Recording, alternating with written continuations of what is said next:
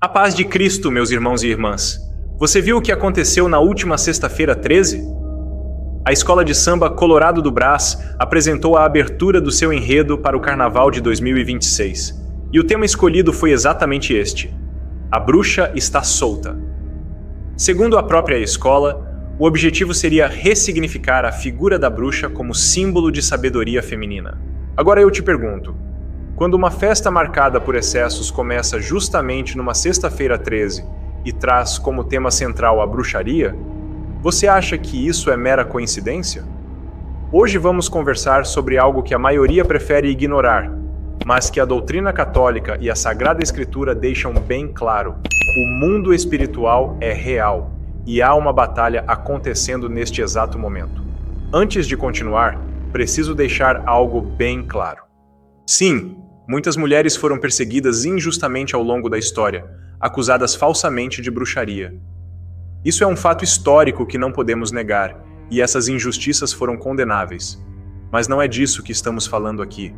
O que precisamos discutir é outra coisa: a normalização e até celebração de práticas ocultistas que a palavra de Deus chama expressamente de abominação. E olha, não sou eu quem está dizendo isso. É a Bíblia Sagrada, são 2000 anos de ensinamento da Igreja Católica. São os santos que enfrentaram essas realidades espirituais. Vou te mostrar algo que chamou minha atenção. Circulou nas redes sociais um vídeo de um rapaz que se identifica como praticante de bruxaria, afirmando que recebeu informações de seus guias espirituais sobre um portal que seria aberto durante o Carnaval de 2026. Ele fala abertamente sobre isso, sem constrangimento nenhum.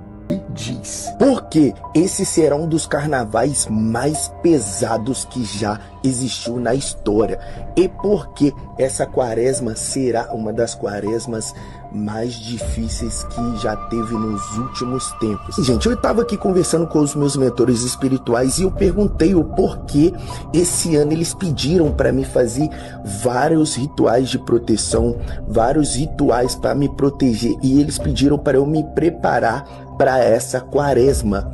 E eu perguntei o porquê, o que aconteceu, e eles me disseram: vocês se ligaram que o carnaval começa numa sexta-feira 13?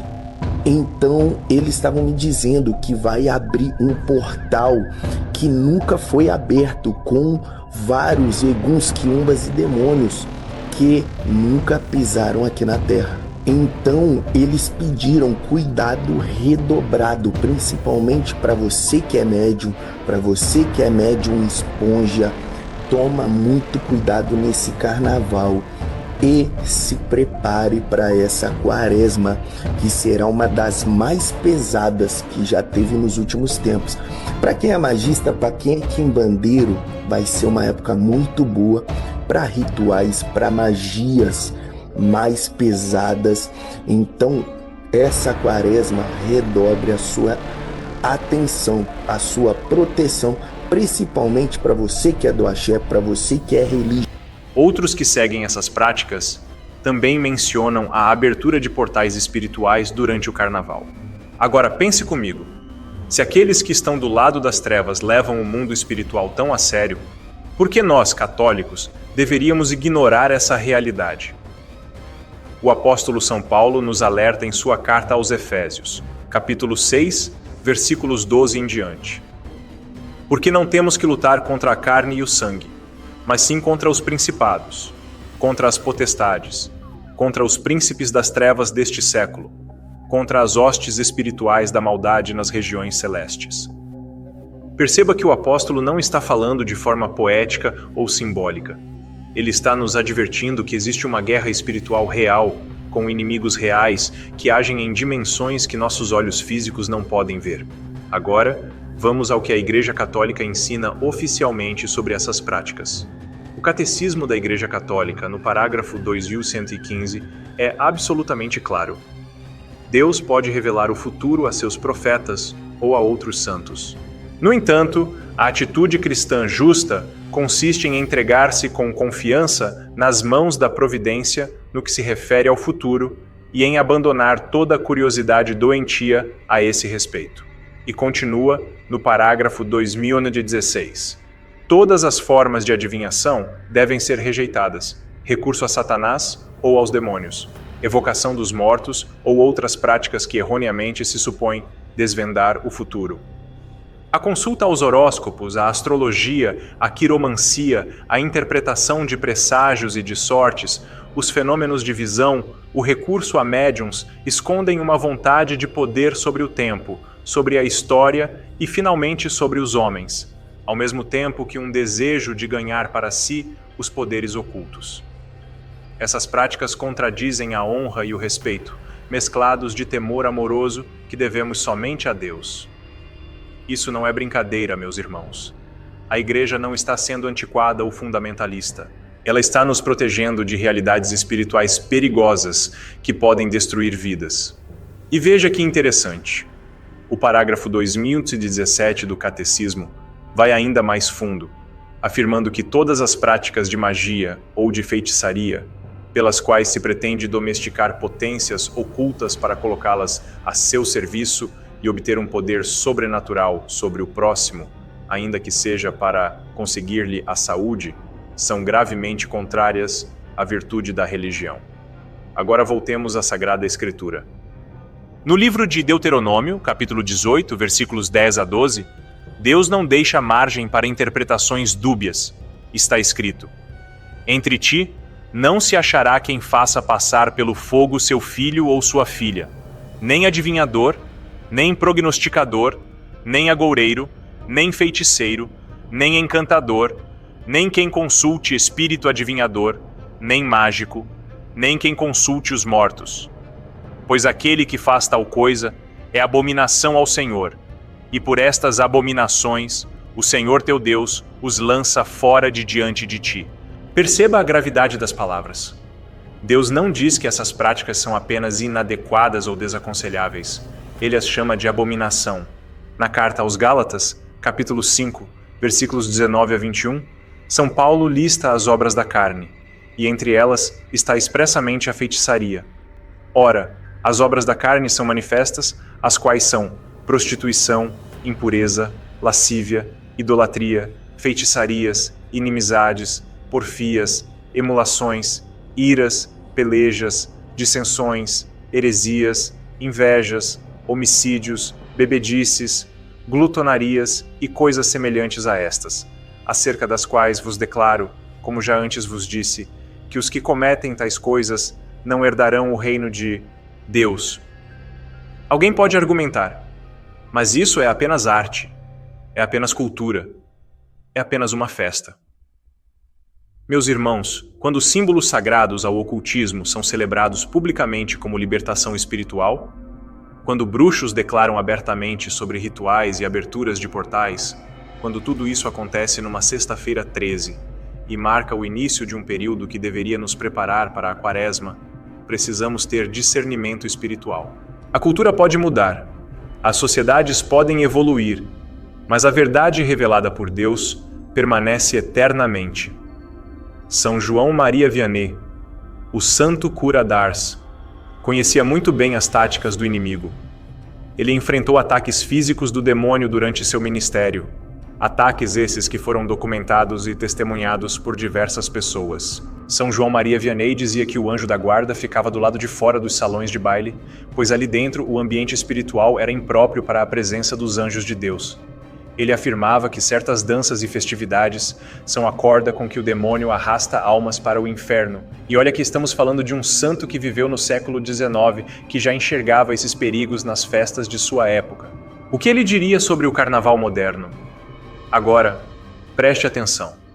Não estou aqui para gerar pânico ou paranoia espiritual. Estou aqui para chamar você ao discernimento, à vigilância e, principalmente, a ação espiritual concreta. Porque se há trevas avançando, se há celebração pública de práticas que Deus condena, nós católicos não podemos ficar passivos. Nós temos armas espirituais poderosas. Durante este período do carnaval, enquanto o mundo celebra a carne e alguns até celebram abertamente o ocultismo, nós católicos somos chamados a fazer exatamente o oposto: reparação. Fazer comunhões reparadoras durante esses dias não é fanatismo, é resposta de amor. É dizer a Jesus: Senhor, enquanto muitos te ofendem, eu quero te consolar. enquanto muitos celebram as trevas, eu celebro a tua luz. O Imaculado Coração de Maria e o Sagrado Coração de Jesus sofrem com as ofensas, e Nossa Senhora em Fátima pediu expressamente reparação. A Quaresma está chegando e que oportunidade tremenda temos pela frente. 40 dias para nos purificarmos, para jejuarmos, para orarmos com intensidade. O Brasil precisa de penitência, meus irmãos. Nosso país está espiritualmente doente, afastado de Deus, mergulhado em pecados graves. Mas cada um de nós pode fazer diferença. Faça um propósito sério para esta Quaresma. Jejue pelo menos às sextas-feiras. Reze o terço diariamente. Frequente os sacramentos, especialmente a confissão e a Eucaristia. Leia a palavra de Deus. Pratique obras de caridade concretas. Proteja sua casa. Tenha água benta, tenha objetos sacramentais benzidos, o crucifixo, a medalha de São Bento, o rosário. Não por superstição, mas porque são canais da graça de Deus e instrumentos que a Igreja nos dá para a batalha espiritual. Consagre sua família ao Sagrado Coração de Jesus e ao Imaculado Coração de Maria. Ore a oração a São Miguel Arcanjo diariamente, aquela que o Papa Leão XIII recebeu em visão e mandou que fosse rezada em toda a Igreja. E vigie, católico. Vigie sua vida espiritual. Vigie os conteúdos que você consome. Vigie as amizades que você cultiva. Vigie os ambientes que você frequenta. São Pedro nos alerta em sua primeira carta, capítulo 5, versículo 8. Sede sóbrios e vigiai. O vosso adversário, o diabo, anda em derredor, como leão que ruge, procurando alguém para devorar. O demônio não é uma figura folclórica, não é um personagem de desenho animado. É um anjo caído, de inteligência superior à humana, que odeia você porque você é criado à imagem e semelhança de Deus. Mas não tenha medo, tenha antes temor de Deus, que é diferente de medo.